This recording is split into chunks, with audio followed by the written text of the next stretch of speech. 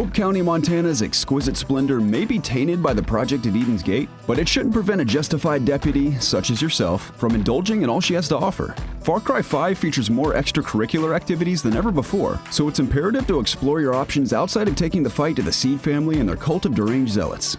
If you're open to suggestions, here are the 5 best things to do other than the main campaign in Ubisoft's latest open-world adventure.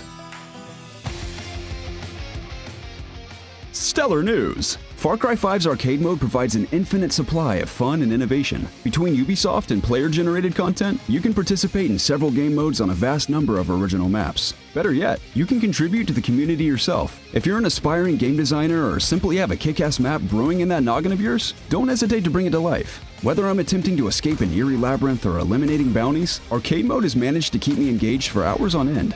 One of my favorite Far Cry pastimes is intentionally falling from high altitudes and landing on enemies for stealthy assassinations. I'm considering turning it into an outpost challenge of sorts. I've also managed to spawn a few festive goats and strategically place a fish on an ever-evolving custom map that's destined to become my masterpiece. Be on the lookout for my petting zoo on the map browser. You won't be disappointed, I promise.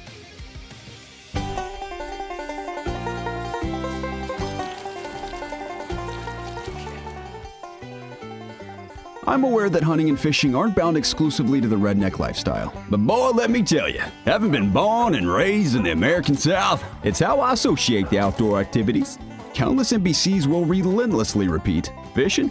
Well, it's good for the soul. And the level of peace I experience when suspending my war on religious anarchists to cast a line into a tranquil pond is remarkably robust. That is until a bliss-fueled Peggy disturbs my serenity, spouting blasphemy and spewing bullets. Way down yonder on the Chattahoochee, it gets hotter than a hooch. Son of a bitch! Honestly, reeling in a plump bull trout and having it flop around in my bloodstained hands is genuinely delightful. Fat fish also lead to fat cash, so sell those scaly bastards to any vendor to invest in bigger and better weapons.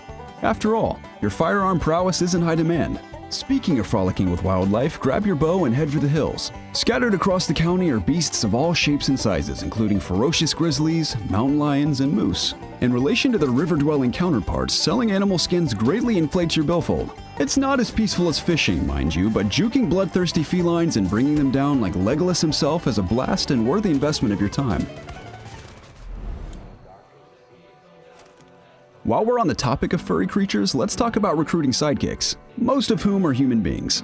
But let's be honest, animals are significantly more fun. Following the completion of Dutch's Island, you can immediately rescue Boomer, who happens to be a very good boy.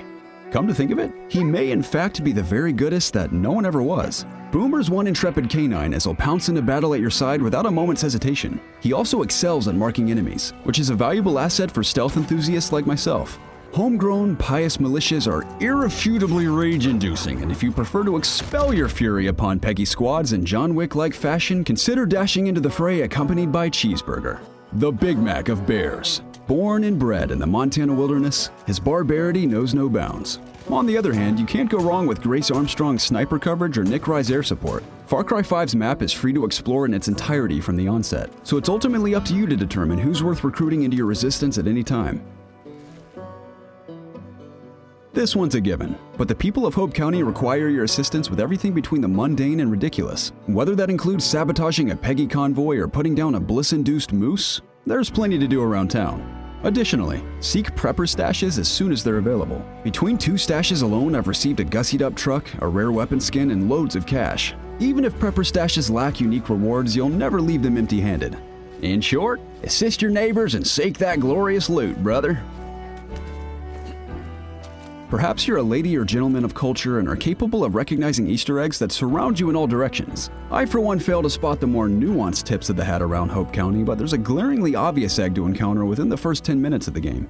On Dutch's Island, you'll more than likely stumble upon none other than Henry's lookout tower from Campo Santo's Firewatch.